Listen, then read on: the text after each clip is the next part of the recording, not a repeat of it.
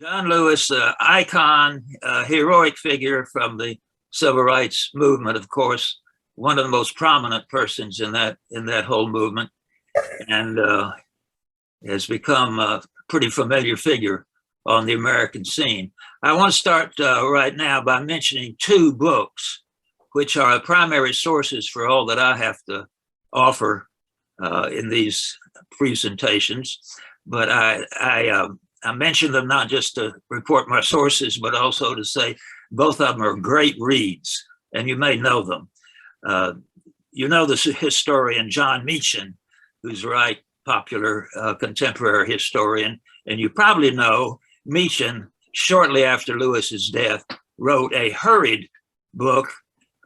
It's a brief one. It's not a comprehensive, definitive memoir, but it's an inspiring tribute, really, and source of information. The title is His Truth is Marching On, and the subtitle is John Lewis and the Power of Hope.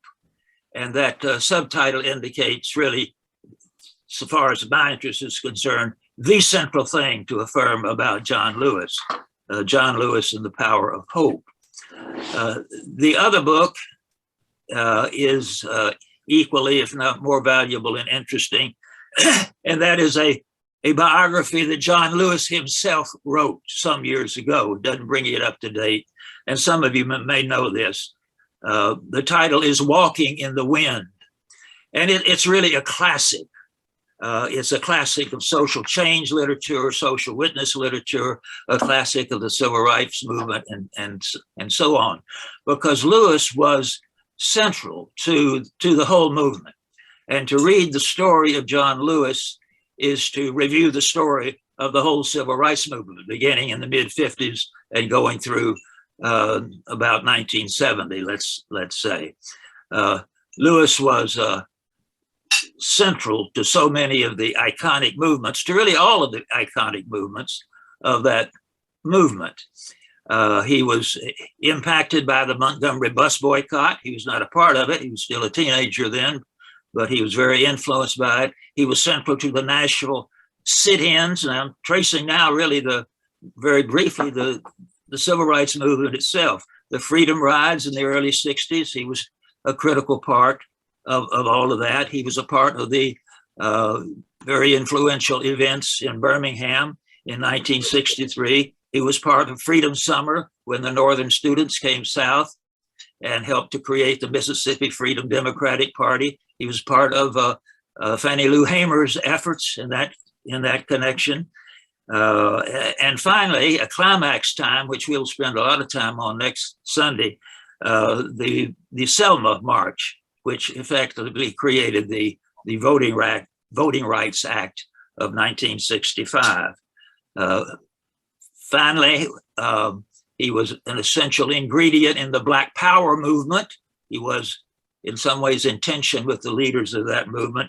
And finally, when his organization, the Student Nonviolent Coordinating Committee, became involved in the anti-Vietnam War movement, he was central to that. So you get by looking at his life story, we'll just get little pieces of it, well, big pieces of it, I guess. You really get a history of the whole movement. This book by John Meachin opens up with some fairly positive, laudatory words about Lewis. And I want to quote just a little bit from John Meachin's book.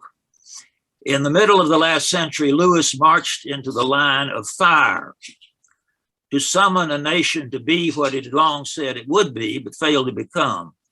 Arrested 45 times over the course of his life, Lewis suffered a fractured skull.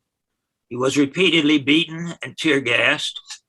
He led more by example than by words. He was a peaceful soldier in the cause of a religiously inspired understanding of humanity and America. Meachin is especially concerned to underscore that phrase, religiously inspired. And we will elaborate that as we go on. Meachin also likes the idea of John Lewis as a saint. Sometime in the mid-'80s, there was an article in Time magazine that talked about saints of love and justice. It included people like Mother Teresa, included John Lewis. Lewis got a lot of kidding from his friends about that, being regarded as a saint. But the Time magazine writer was looking for people who incarnated virtues such as love and hope. And Machen agrees with that and sets that forth. He was a saint in many ways, in the classical Christian sense, as one who incarnated those virtues. Same. The hope theme comes out early. Lewis once said, it was nothing less than the Christian concept of the kingdom of God on earth. According to this concept, all human existence throughout history, from ancient Eastern and Western societies up through the present day, has strived toward community, toward coming together.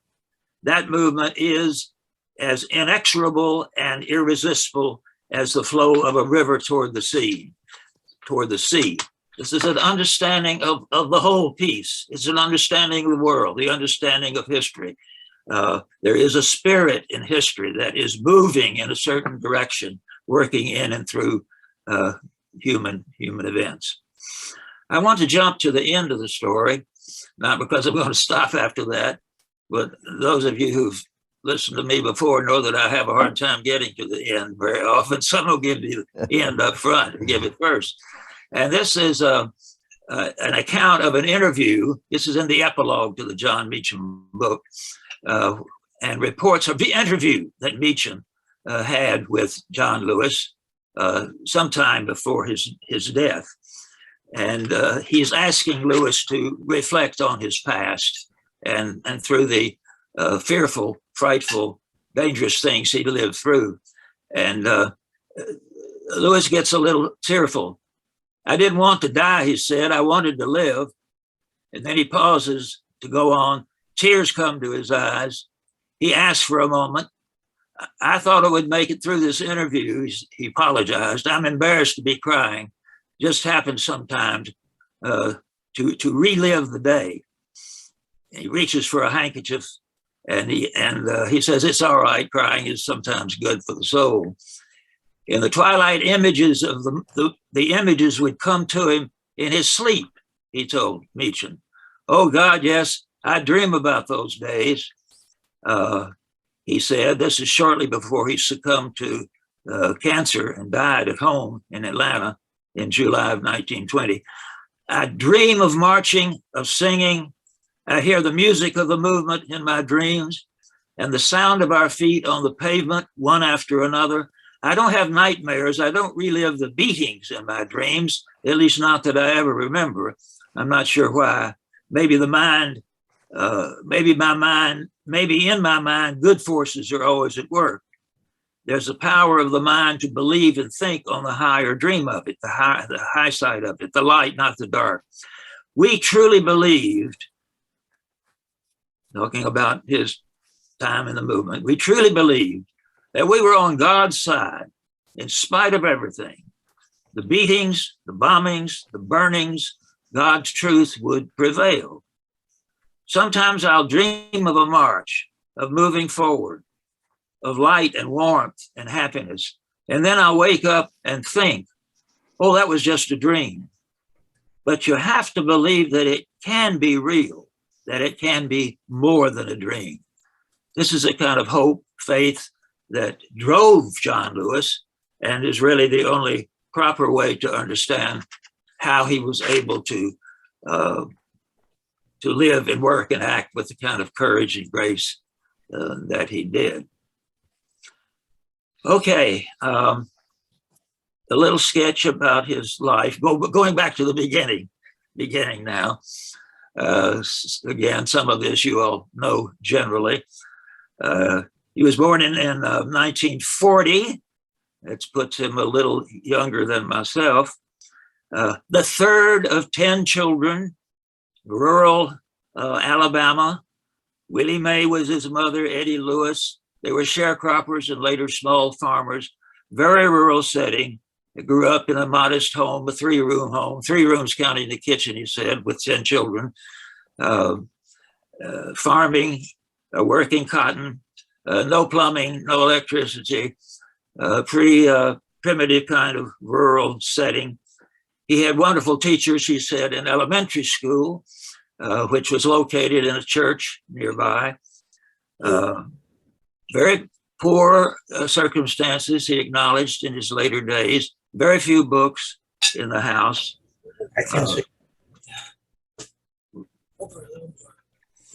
In his elementary school days, he apparently had a teacher that was inspiring, encouraged him to read. Read, my child, read. And he says he loved to read and read everything. Read a lot of biography.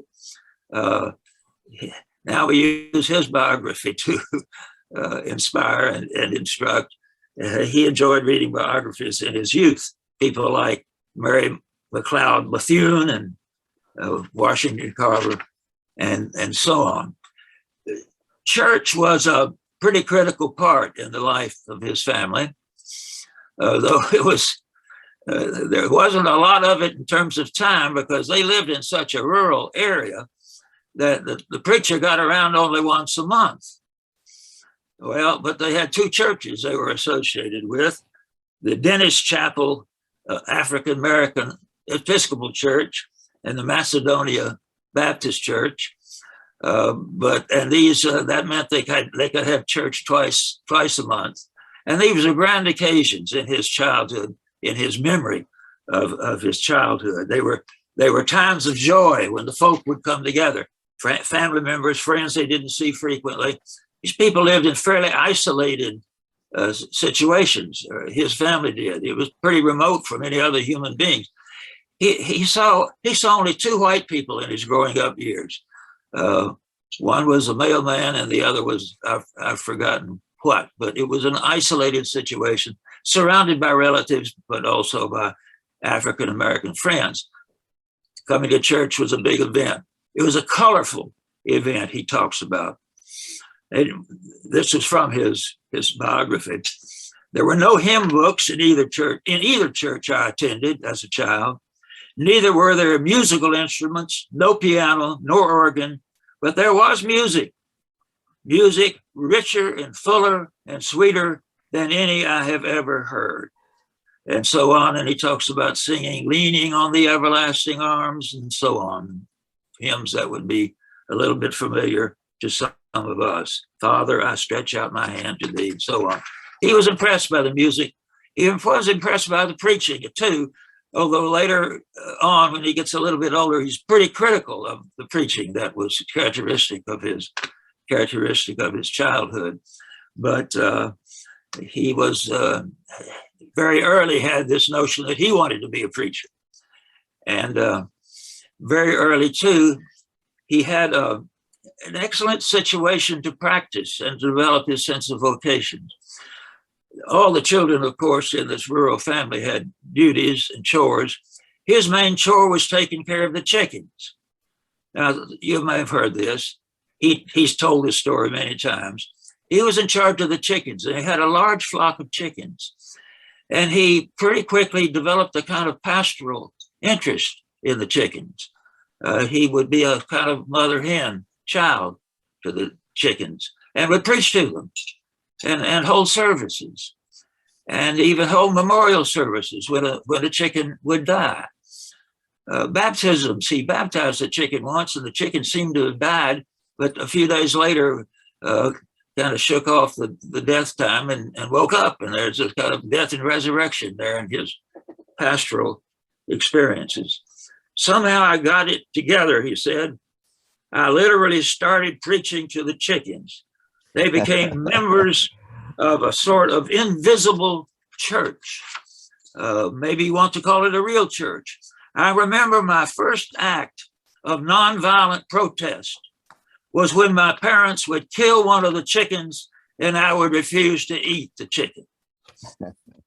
Now, I don't know whether he held to that for long or for his life, but there he was.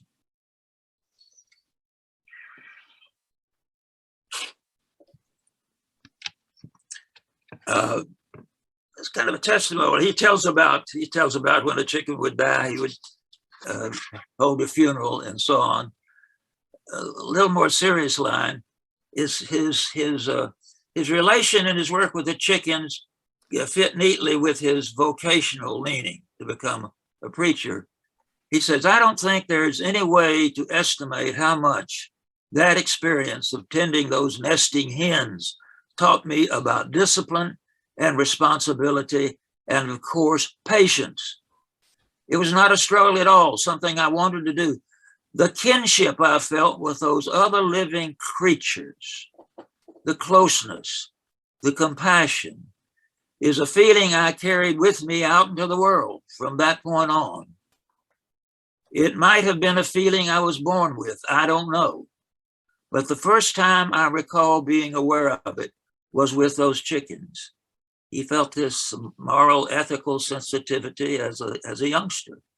And his first keen, conscious aware of it was his feelings toward these chickens they were responsible to. He didn't like other farm work, by the way. He didn't like working cotton, which was a major occupation. And he always tried to get out of that. But he was quite earnest and responsible in his tending of the chickens. He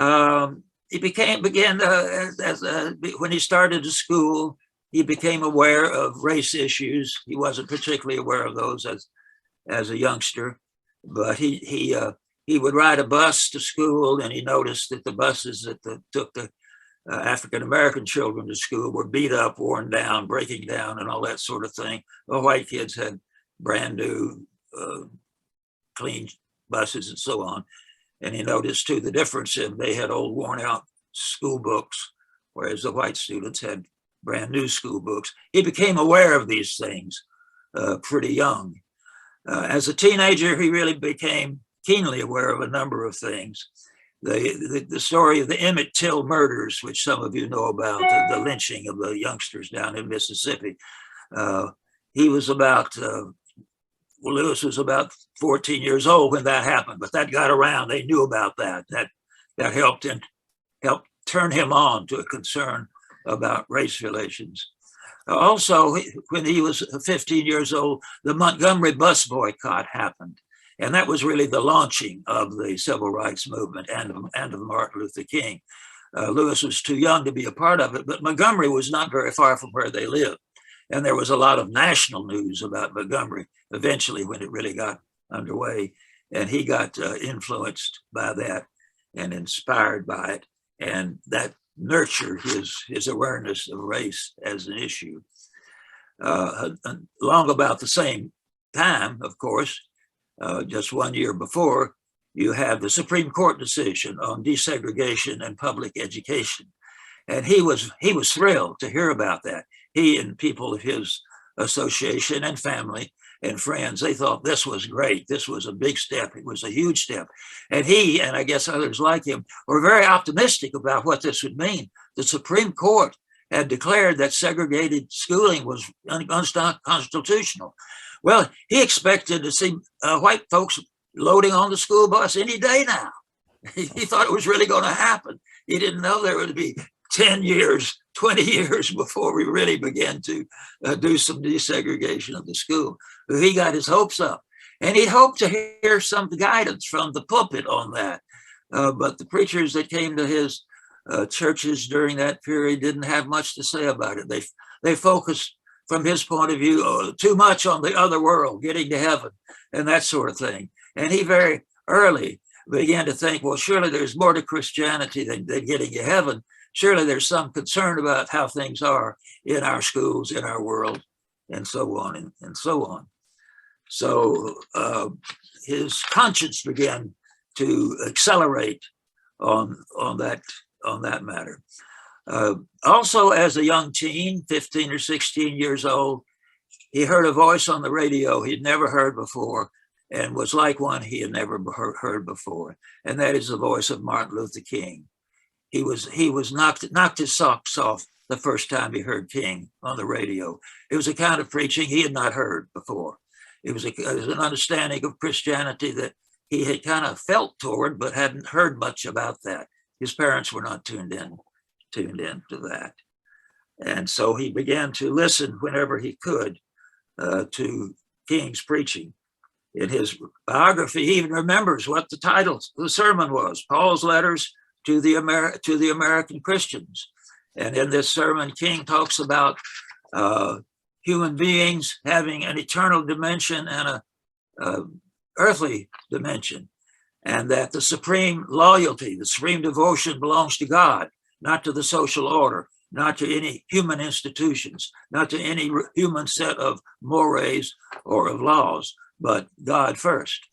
And King, in this sermon, criticizes preachers who claim that segregation and racial status is ordained by God. He's really hard on that. He quotes King: "I understand there are Christians among you who try to justify segregation on the basis of the Bible. They argue that the Negro is inferior by nature because of Noah's curse upon the children of Ham.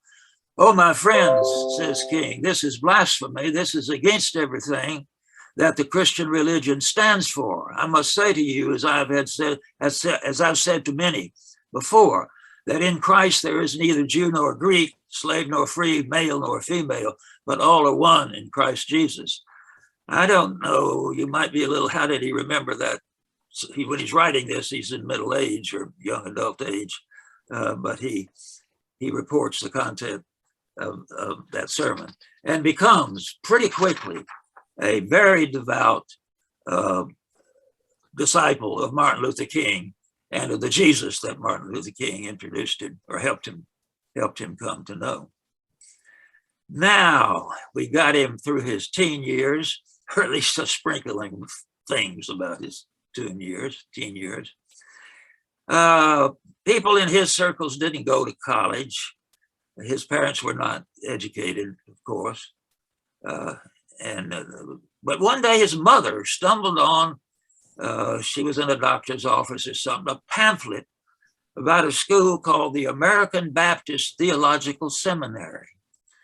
And you could go to this school without any tuition. You had to work to pay your tuition. And it was really a school to train African-American preachers. That was the main point of it, the whole sole point of the curriculum. And it was funded in part, hold on to your seats, by the Southern Baptist Convention. In part, also in part by a national body of African-American Baptists, but for some years, the Southern Baptist Convention supported this little seminary near Nashville, Tennessee. Small operation, no cost, but it was a huge deal for him to leave this little area of Troy, Alabama, which was the town closest to him, and go way off to the big city with several colleges, many colleges, and an intellectual culture, Nashville, Tennessee, to American Baptist. Well, American Baptist was not found to train civil rights activists, black or white.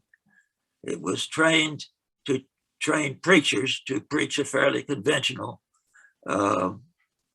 gospel as it was understood in those days. But it was a place to go. And it turned out to be a very important place for John Lewis. Two of his closest friends who remained related through his whole life almost, a fellow named James Bevel, who was a key figure in the civil rights movement eventually, and another young man called Bernard Lafayette, who became also an African-American leader. It was a tight community there, and he got a good deal from it. All African-American, of course, and most of the students, and I dare say most of the faculty, had no particular interest in social rights or civil rights at the time.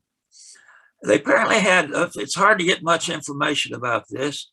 He doesn't tell us much, there's not much written, but we do discover that he found a few professors who really turned him on.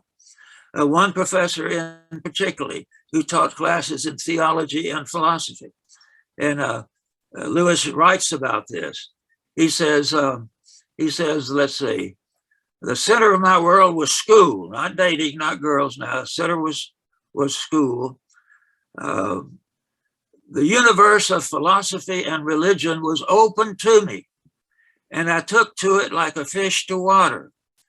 Now, I was a little surprised when I read this, because Lewis is mainly an activist. He's not mainly by any means an intellectual. I didn't know he ever had any terribly keen interest in theology, academic theology and philosophy, but apparently it did turn him on for a while. He took to it like a fish in water. Plato, Socrates, Aristotle, Kant, I devoured their thoughts, he said. St. Augustine, who said that man is innately restless, forever restless, until he makes contact with God. His words were music to my soul. And so on. He goes on to discuss Hegel and other philosophers, and being very excited and moved to a broader understanding of religion than his earlier childhood experience had given him. One of the best places I know that sort of pulled together his philosophy. Now he writes this later. He's not a student when he writes this, but he writes it later.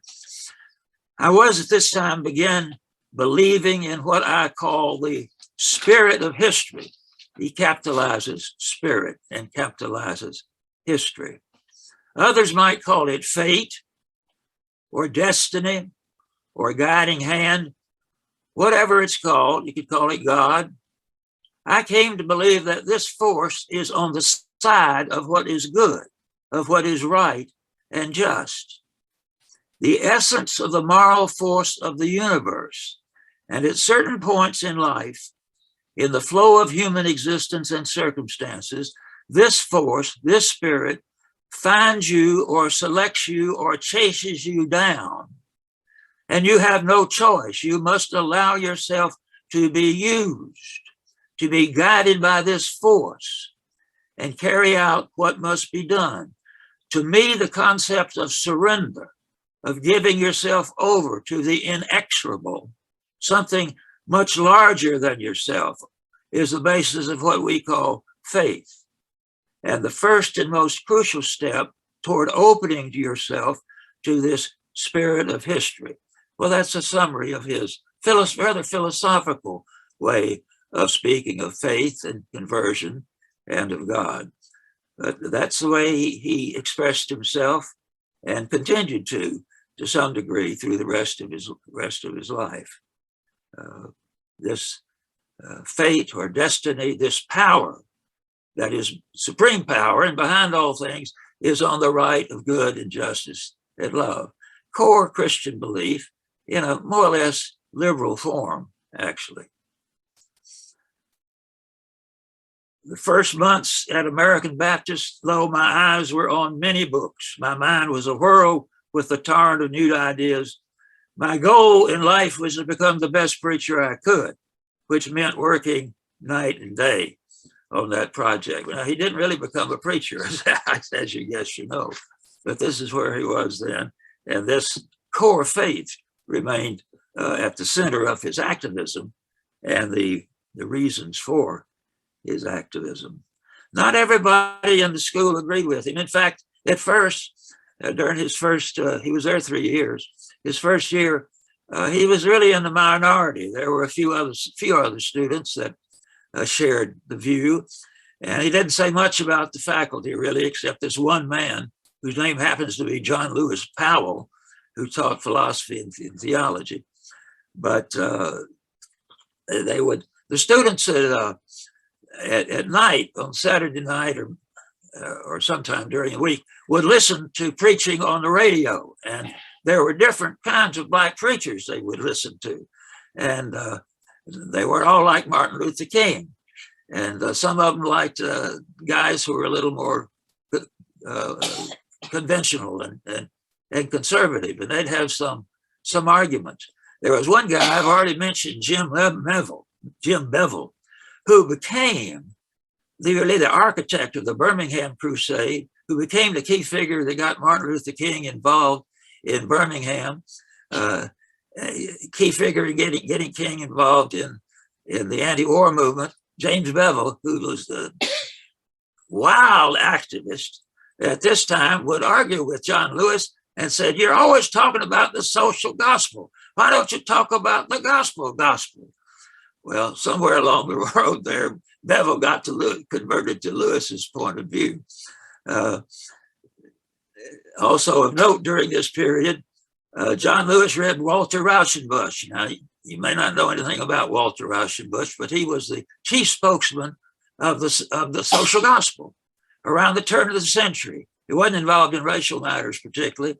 He was concerned about the plight of immigrants, poverty-stricken urban immigrants, and became the principal name in the social gospel movement.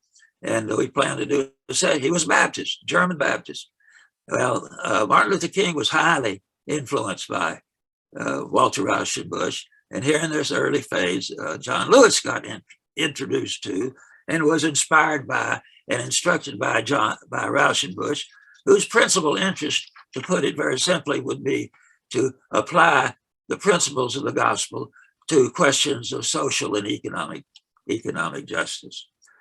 So there we have a piece of Lewis's experience at the American Baptist Theological Seminary. Small college, still exists. In fact, his buddy, one of his buddies, eventually became president of the seminary. Well, while he's in a very new world, not just in this seminary, but in Nashville. Nashville is one of the most cultured, intellectual towns in the South. So there's a lot going on. There's several colleges there, intellectual movements and social movements of various sorts. Lewis, as a good Baptist, would go to church in Nashville, at the First Baptist Church of Nashville, who had a progressive pastor whose name was Kelly Miller Smith. We don't have time to elaborate on him, but he was a key figure in this whole movement. One day, Kelly Smith, Pastor Smith, announced that there was a new leader in town, a new minister of interest, who was holding some workshops on nonviolent protest and social change through the technique of nonviolent protest, a man named James Lawson. Now, James Lawson is one of the most neglected figures in the civil rights history story. He was a giant of a man, and he was terribly key in the whole movement. He was a Methodist preacher who had spent some years in prison because he refused to register for the draft during the Korean War. And he'd also been a Methodist missionary in India and gotten acquainted with Gandhi people and Gandhi himself and the Gandhi philosophy of nonviolence. And John Lewis, while he was in India, learned about and heard about the civil rights movement that was starting up in the USA. James Lawson came back to the USA, was in school at Oberlin, studying theology. He met Martin Luther King when Martin Luther King went to Oberlin to give some lectures, and they became fast friends because King was schooled in Jesus/Gandhian social gospel theology, as John Lewis, as James Lawson was. And King said, "We need you." Now, they're young men now in their 20s, mid-20s.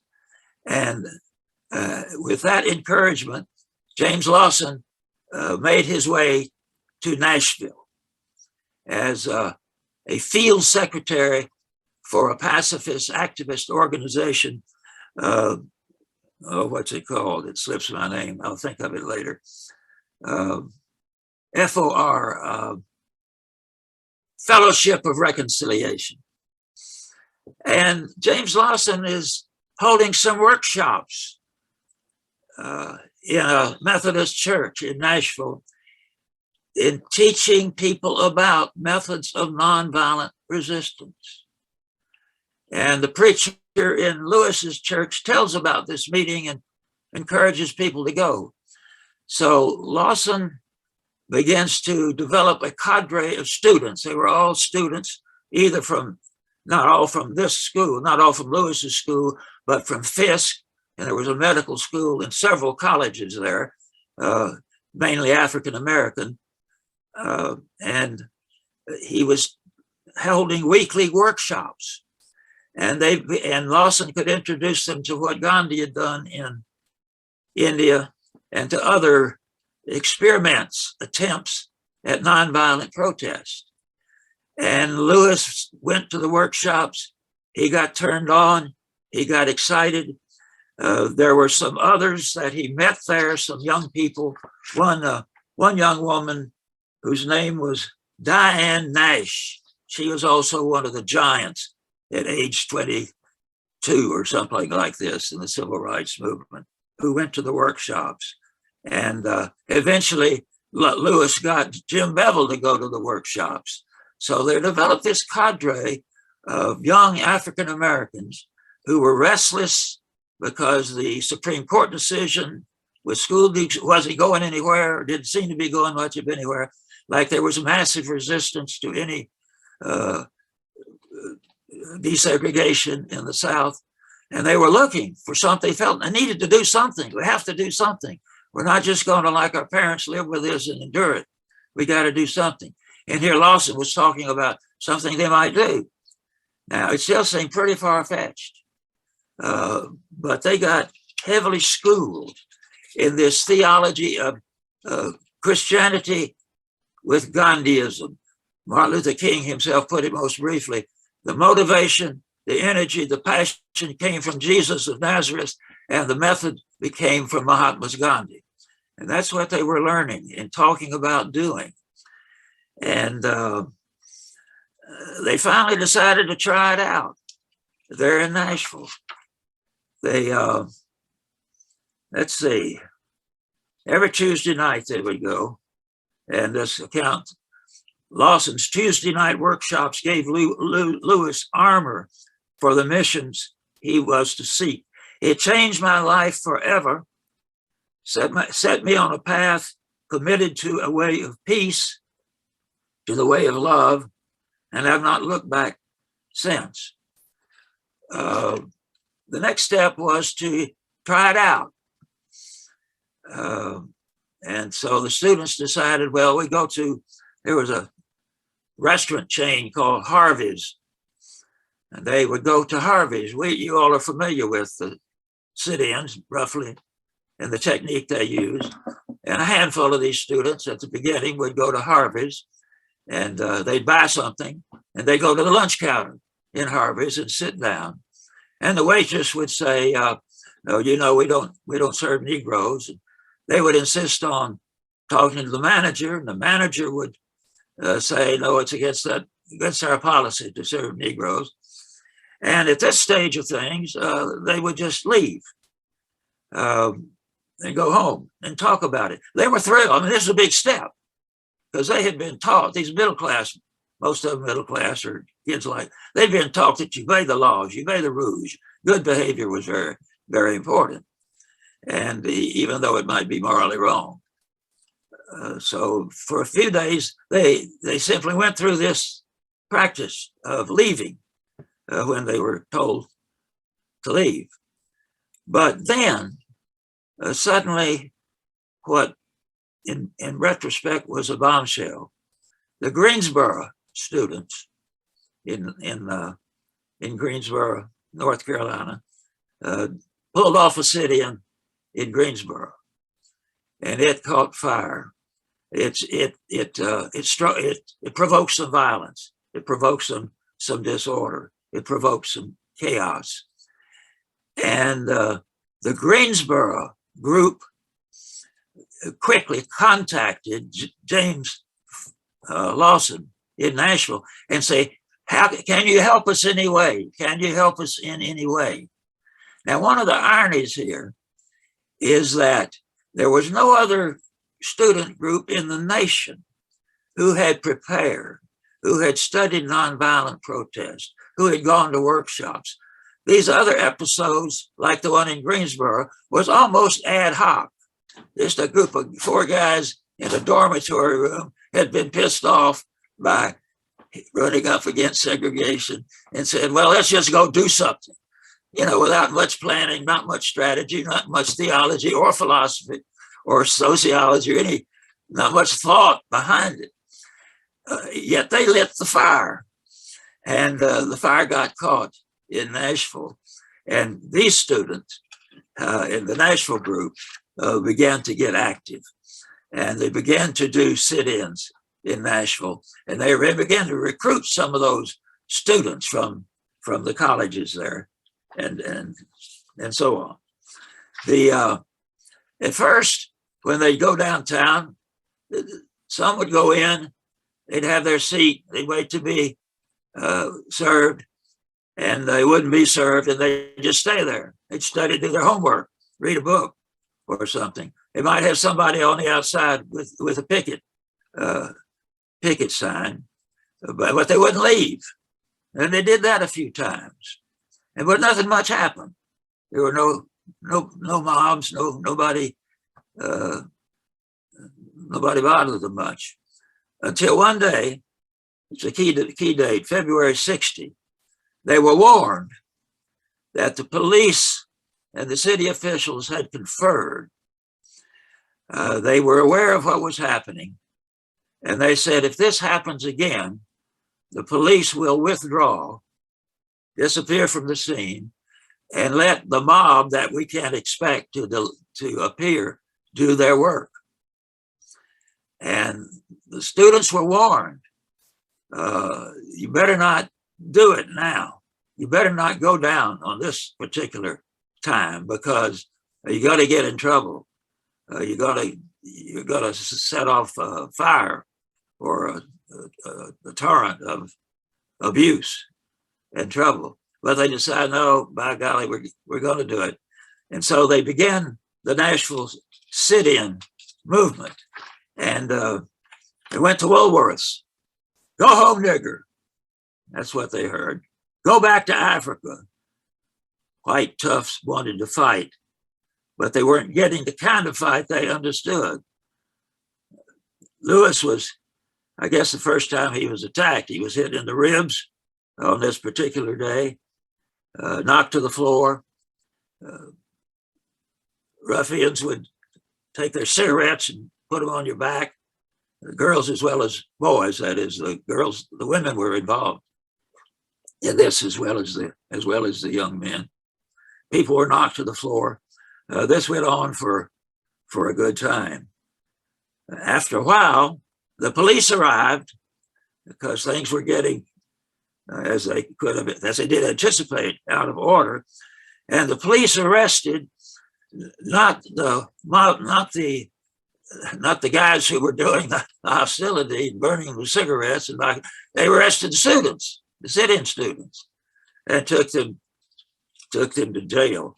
We have an account about this that was written for a magazine several years later, and it's worth reading a bit of this. This is John Lewis' words in this article he wrote. Woolworth's was the place where the first violence occurred. A young student at Fisk and an exchange student named Paul LaPrague were sitting at the counter at Woolworth's. Young white man came up and hit Paul, knocked him down, hit the young lady. Then all types of violence started, pulling people, pushing people over the counter, throwing things, grinding out cigarettes on people, pouring ketchup in their hair, that type of thing. The cops moved in, started arresting people. That was my first time, the first time for the most of us to be arrested. I just felt that it was like being involved in a holy crusade. I hear this part of it. I really felt what we were doing was so in keeping with the Christian faith. You know, we didn't welcome arrest. We didn't want to go to jail, but it became a moving spirit. Something just sort of came over us and consumed us. We started singing, "We Shall Overcome." Later singing, "Paul and Silas bound in jail, got no money for to go that bail. Keep your eyes on the prize, hold on, so on. We started singing, became a religious experience that took place in jail. I remember that very, very well, that first arrest. Even after we were taken to jail, there was a spirit there. Some of you witnessed, I guess, during a Southern Baptist revival. I think our faith was renewed. Jail, in a sense, became a way toward conversion. It was an act of baptism. I was afraid. But the joy, the exhilaration, the feeling of being in the Spirit helped him overcome fear. Lewis, of course, was key in organizing all this thing, this beginning of the movement in Asheville. And it was his job to write up a list of directions for the protesters who had gathered, many of whom, if maybe most of whom, had gone through the training with James Lawson. But still, they needed a little card to keep them reminded. So it fell to Lewis to draw up this list of instructions. I won't read them all. Don't strike back or curse if abused. Don't laugh out loud. Don't leave your seats until your leader's given you instructions. Be friendly, courteous all the time. And finally, remember the teachings of Jesus Christ, Mahatma Gandhi, and Martin Luther King. So that's the core of the instruction given to the students. Well, I can't dwell for, one can dwell for a long time, and I certainly won't do that on this. We're talking about the birth of the sit-in movement, and some of us perhaps were a part of that or familiar with it. All of us, I think, are familiar with it.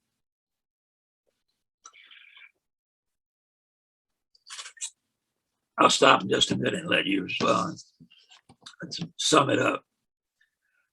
The thing spread nationwide, mainly in the South, but to some degree in the North.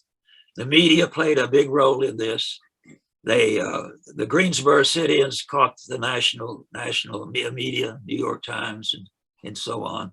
And the country began to see what was happening. Essentially, these sit-ins served the purpose of making visible the hardcore racism and the depth of racism and the violent. In some places, people were knifed, people were killed, and it just simply became a huge national episode. Seems long ago now, ancient history maybe, but it was big. Here, one historian summarizes here. By April 1960, the tactic had spread to 78 southern and border communities. Some 2,000 students had been arrested. By August 1961, more than 70,000 Blacks and whites had participated in sit-ins, and 3,000 had been jailed. It was a watershed. Race relations in the United States would never be the same. I think we kind of forgotten how critical this early episode. It wasn't the first we had the Montgomery Bus Boycott. Frankly, the movement had begun to sag a little bit until the sit-in movement came along. One other summary word. Where is it? This is from a man named Harvard Sitkoff, who's a prime historian of the movement. Our targets, These demonstrations fundamentally transformed the use of public accommodations in the border and upper South state by the end of 1961. Nearly 200 cities had begun to desegregate. Now, eventually, of course, we had to have the Civil Rights Law of 1964. But before that, desegregation in public facilities really began to melt away in most of the country, not so much in Mississippi and Alabama and the Deep South. Well, let me pause there. I've thrown out a lot. the next step will be the formation of SNCC. But let me pause and see if you want to say something or ask something. Collins, would you? So, in terms of John Lewis's parents, they must have been able to read, but I heard the first part of your sentence, but I can't hear you now.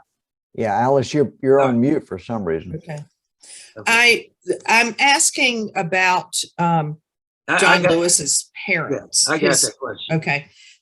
His mother must have known that she had this particularly bright or something special about John Lewis. Do you know much about? I know only a little bit, because he, as I say, he wrote an autobiography and he talks about his parents. They apparently were quite decent people, but of his father, he says his father supported him but never did say very much. He was not a very verbal person. His mother was more verbal, and she basically was dead against him getting involved in the civil rights movement. She said, we sent you to school to learn the Bible and to be a preacher, and now you're involved in that mess. And that was not atypical for ordinary middle class or less than middle class, lower class Black folks. It just looked to her. Now, in the long run, he becomes a congressman eventually. So her view changed, but no, she did what she could to discourage this activity. She saw that as she wasn't nasty about it. She was a sweet woman, cared deeply for him, but she just couldn't imagine the kind of thing he was doing. And that was a piece of the whole movement. This was a young people's movement, and many of their parents, maybe the majority, we don't have statistics on this, but then the parents were not enthusiastic, particularly at the beginning. Eventually, many of them began to change after some other things, after the Freedom Rides and some other things. But no, he kept in touch with his family, but he was alienated from his family, not in hostile terms, but they were not supportive. Would that include his siblings? I don't know. Okay. And again, in his writing, he doesn't say, I haven't come across much about that. So it wasn't, well, I don't really know more to say about it. And it is, of course, initially his young people friends at the seminary weren't on this train yet.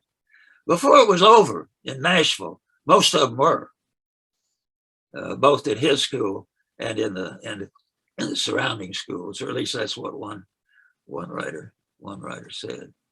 I had sort of all this happened in my lifetime, and I was not. We didn't have much action in Raleigh compared to all this.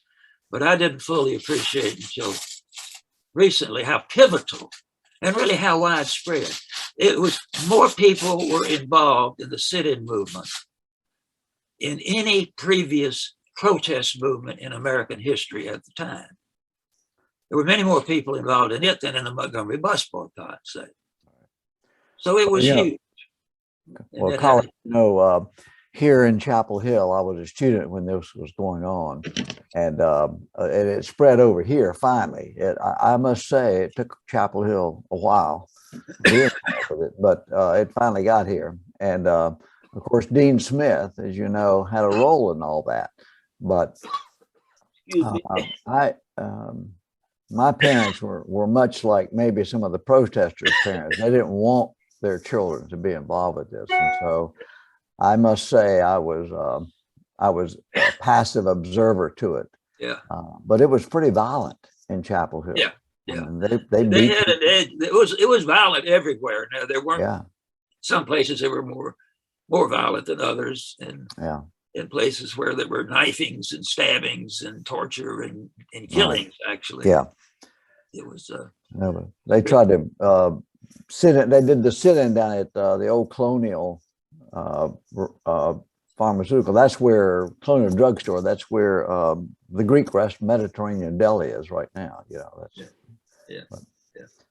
Well, Lewis, could I ask both of you, when did it seem to be abundantly crystal clear that this was unacceptable, the way things were in terms of segregation? Did it slowly dawn on you, or did you have sort of a pivotal moment? Yeah. Well, for me, it was what we're talking about right here, because I can't believe it, how unaware and how oblivious to this. I knew something was wrong, but I didn't quite get it together. But it became crystal clear during the protest in Chapel Hill that this was wrong and we needed to address this. Yeah. I can't answer that without going at too much length with it. It was just for me, a gradual awakening. I had some inklings in college. I had a Sunday school teacher who influenced me. And in seminary, it was kind of a step-by-step thing. I really didn't get baptized till I came to pastor a church in Raleigh, North Carolina in 1960. And I just barely missed the sit-ins. They had happened. Everybody, this is Fred and Mary. We're going to leave for church. Yep. Oh my. Well, we need to get all these heathens down to church. Okay. Yeah.